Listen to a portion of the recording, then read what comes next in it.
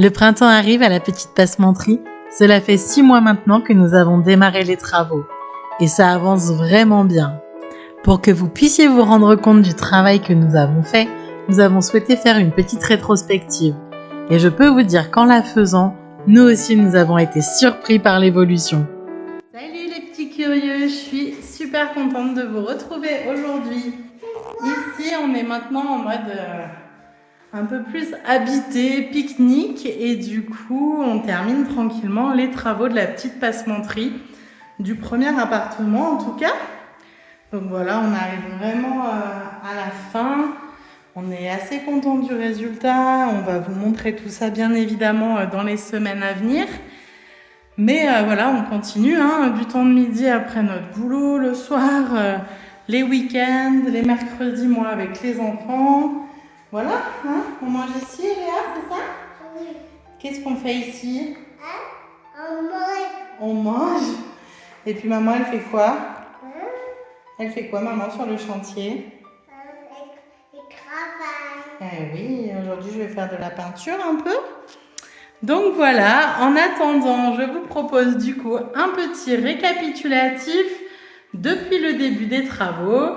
Alors parfois en version accélérée, parfois en version normale. Mais du coup voilà pour vous montrer un peu tout le chemin parcouru depuis le mois de septembre, depuis le 5 septembre exactement. Donc voilà, on est vraiment contents, ça prend forme, on en voit un petit peu derrière moi. On peut en voir un petit peu plus par là aussi. Et j'ai vraiment hâte de vous faire le résultat complet, le résultat global des travaux. Allez, je vous laisse avec cette nouvelle vidéo.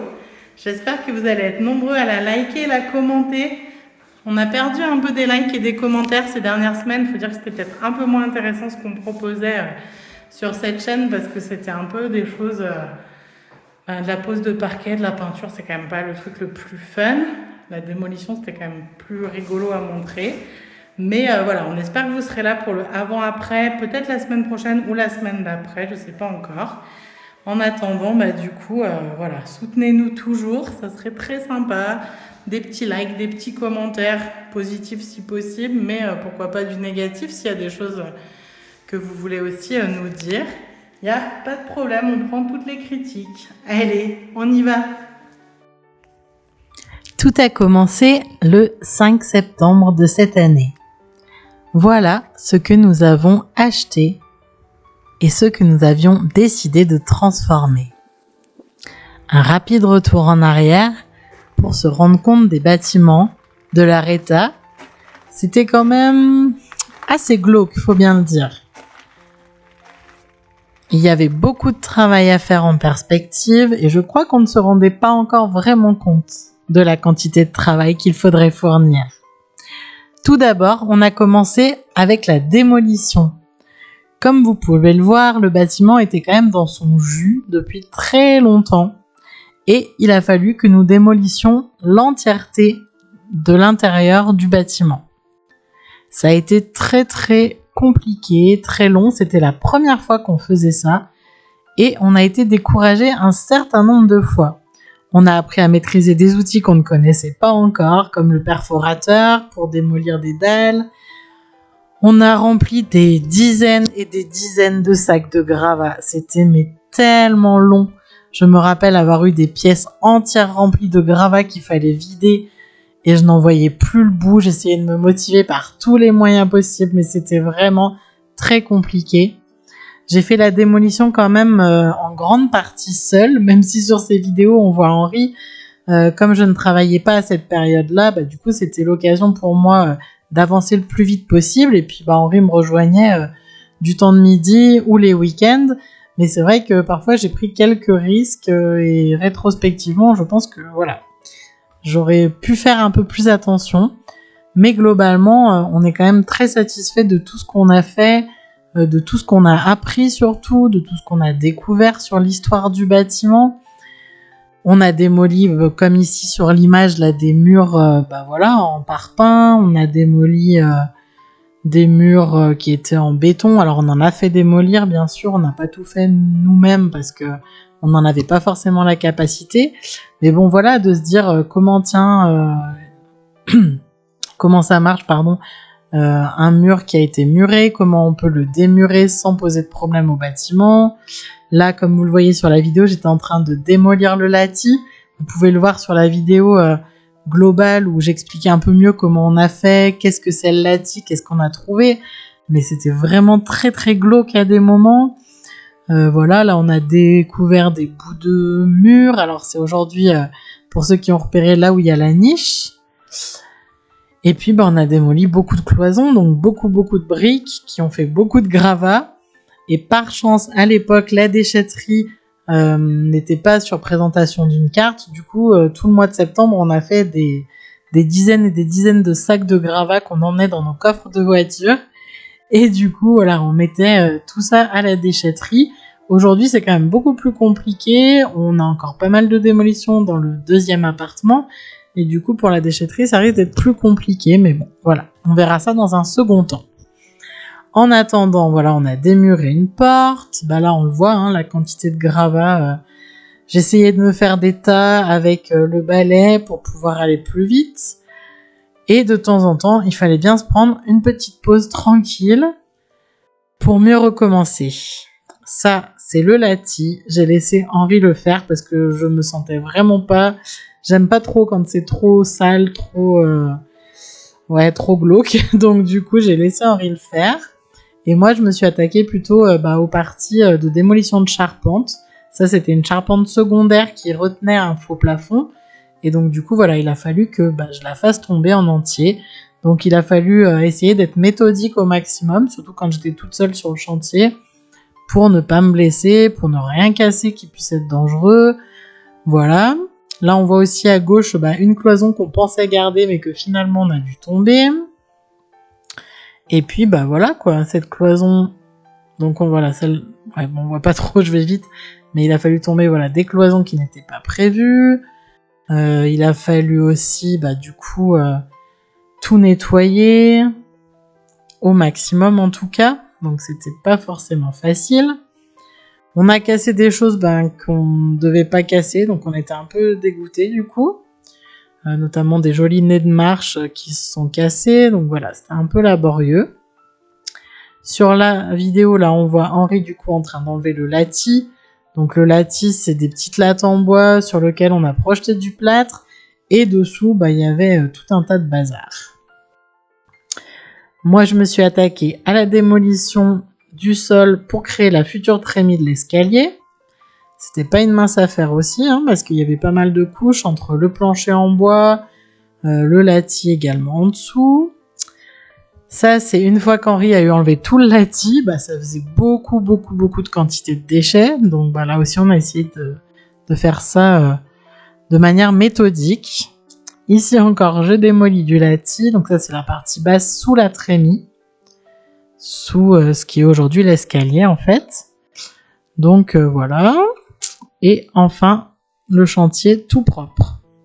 Quand je vois ces photos, je me dis qu'on a du boulot encore pour nettoyer cette partie-là qui est encore en chantier.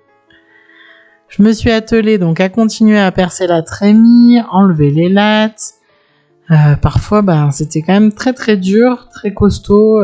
Donc physiquement, c'était quand même compliqué. Mais bon, au bout de quelques semaines, au final, on y est arrivé. On me revoit avec la masse. Et là, voilà, on voit ce qu'il y a à l'intérieur, au-dessus du lati, on va dire. Donc, il y a le lati, il y a le plancher en briques, comme on voit là, et tous les déchets, on va dire, tous les graviers, la pouzzolane qui mettaient au-dessus. Il a fallu ensuite s'attaquer au seuil là en béton. Autant vous dire que j'ai tout essayé, mais c'était compliqué. Il a fallu nettoyer les murs, tous les murs extérieurs au Karcher. Je suis ressortie trempée et ça m'a pris au moins une grosse journée, je pense, voire une journée et demie au global pour nettoyer tous les murs. Mais bon, on était assez contents au final du résultat. Heureusement, il y a eu quelques belles journées, les week-ends notamment où on a pu pique-niquer avec les petits. Ils nous ont super bien aidés à faire plein de choses. On a cassé la dalle extérieure. Et les enfants, ils nous ont aidés aussi à ramasser les gravats. Alors, ils n'ont pas été très présents sur le chantier, mais de temps en temps, ponctuellement, ils sont venus nous aider. Donc, c'était chouette de leur montrer aussi ce qu'on faisait.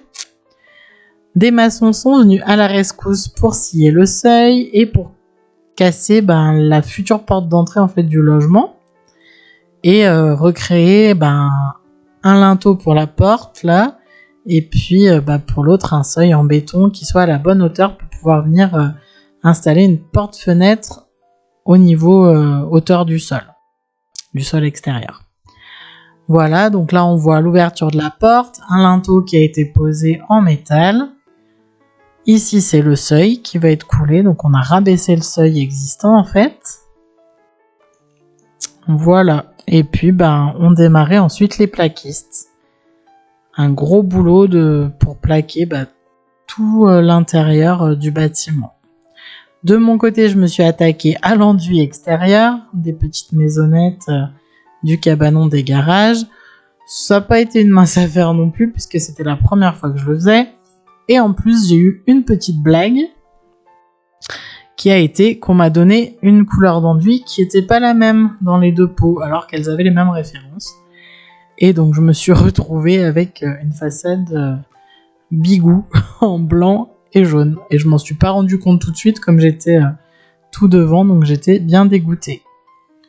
Sur le chantier en démol, il y a eu énormément de nettoyage. On a passé le balai des centaines de fois là aussi. Et donc voilà, c'était un peu contraignant parfois. Là, on voit tout l'extérieur que j'ai fait, de nettoyer les façades, de venir les réenduire ou les repeindre avec une peinture spéciale façade, également sur l'avant, là sur les garages. Tout de suite, ça fait du bien quand même, un coup de blanc, tout de suite ça fait propre. C'était des garages qui étaient en ciment, en enduit de ciment, donc gris et vraiment très moche. Donc ça faisait du bien.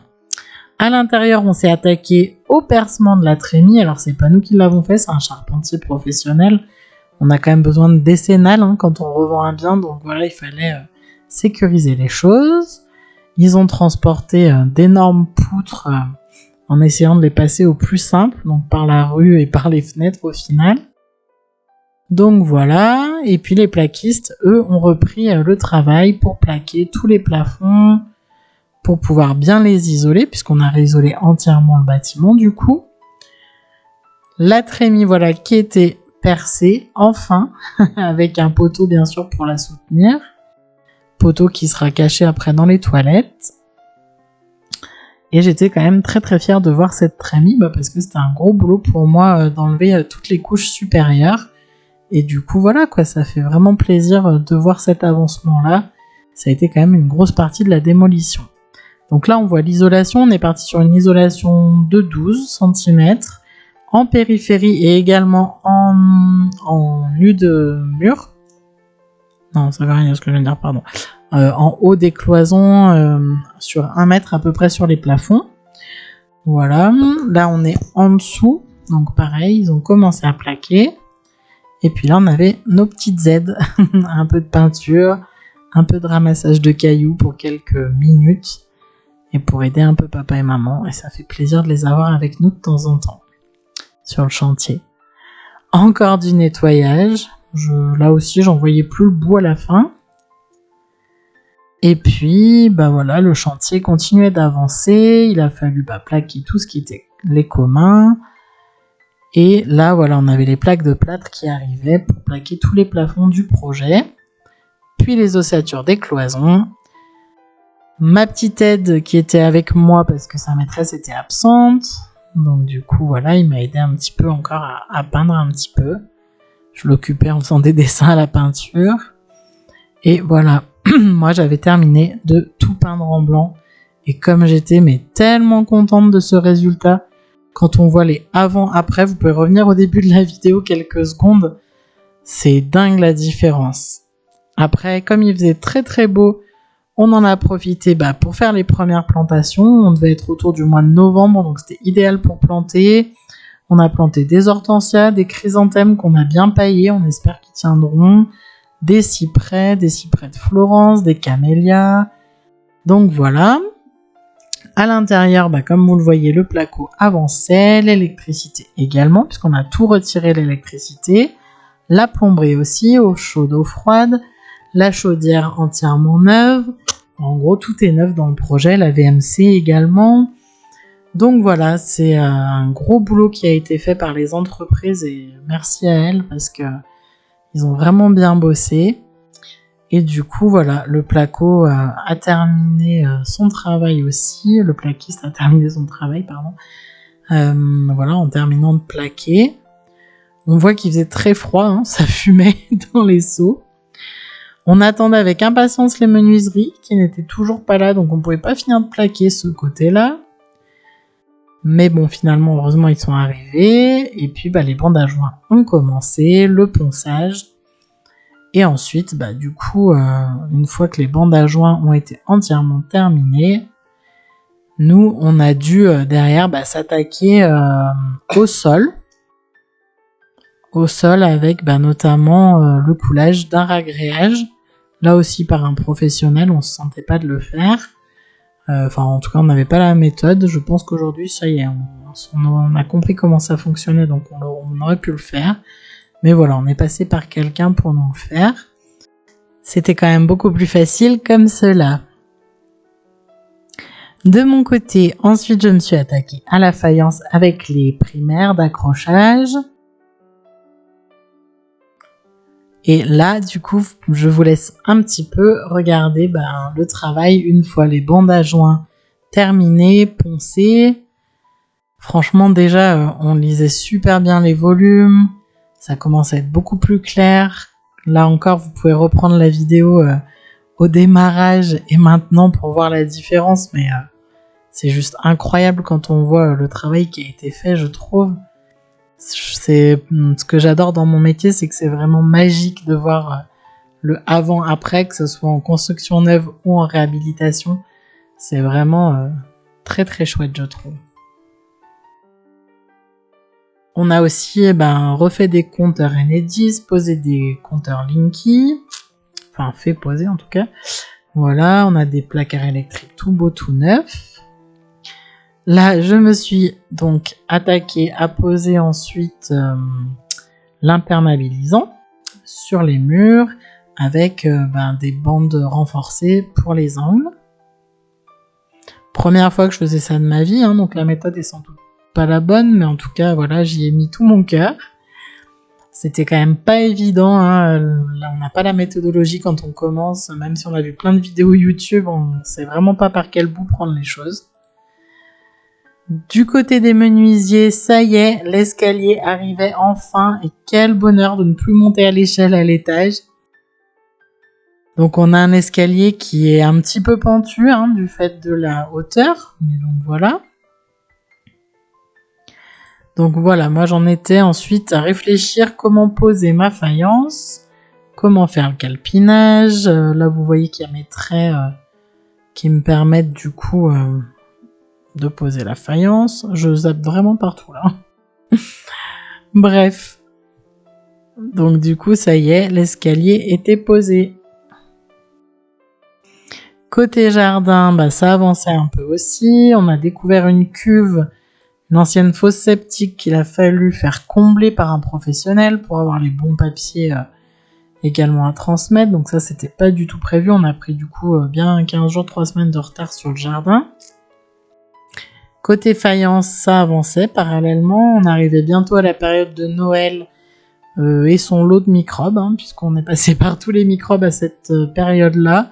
Du coup, là aussi, on a pris un peu de retard. On aurait dû avancer un peu plus pendant les congés de Noël, mais on a fait comme on pouvait. Alors là, ma méthodologie, ne regardez pas ce que j'ai fait, c'était vraiment nul. Je me suis améliorée sur la deuxième salle de bain, heureusement, pour la méthodologie en tout cas, même si là aussi, ça n'a pas encore été 100% super. Mais en tout cas, voilà, on apprend à chaque fois qu'on en fait un peu. Et ça a été le tour, enfin, de la première couche de peinture et de la pose des sols. Franchement, là aussi, ça a été très long, plus de 100 mètres carrés à poser en sol parquet. Moi, j'avais jamais fait ça, c'était une première aussi. Mon mari avait fait un petit peu plus, donc voilà. Il a fallu en tout cas apprendre plein de choses pour ce chantier, c'est ce qui est trop bien. Et puis on s'améliore au fur et à mesure, donc il faut espérer que le deuxième logement, lui, sera beaucoup plus facile puisque on aura déjà essayé plein de choses ici. Donc voilà, le parquet qui était posé dans quasi toute la maison, les chambres à l'étage. Il restait donc la salle de bain ici à poser. Ça c'est la grande chambre de l'étage là qui fait 16 mètres carrés. Et là, on est dans la plus petite chambre à l'étage aussi qui fait 12 mètres carrés. On voit que tout commençait à vraiment prendre forme. La chambre d'en bas d'une dizaine de mètres carrés aussi. Et en gros, on aura mis 15 jours à peu près pour poser le parquet entre nos pauses de midi et les week-ends. Donc voilà, c'était un peu long, mais globalement, ça va quand même vite après quand on prend le coup de main pour poser un parquet correctement. Il a fallu ensuite faire les plaintes, coller les plaintes. Donc voilà, c'est quand même un gros boulot le sol. Sur les grandes longueurs, c'est un petit peu plus laborieux du coup. Du côté de l'extérieur, on a fini de tout planter. Il restait sur la façade à changer les menuiseries du haut, ce qui a été fait après, et terminer la terrasse et les extérieurs. En attendant, les minis s'amusent dans le séjour qui est terminé. Et nous, on vous retrouve la semaine prochaine pour le avant-après final. Ciao!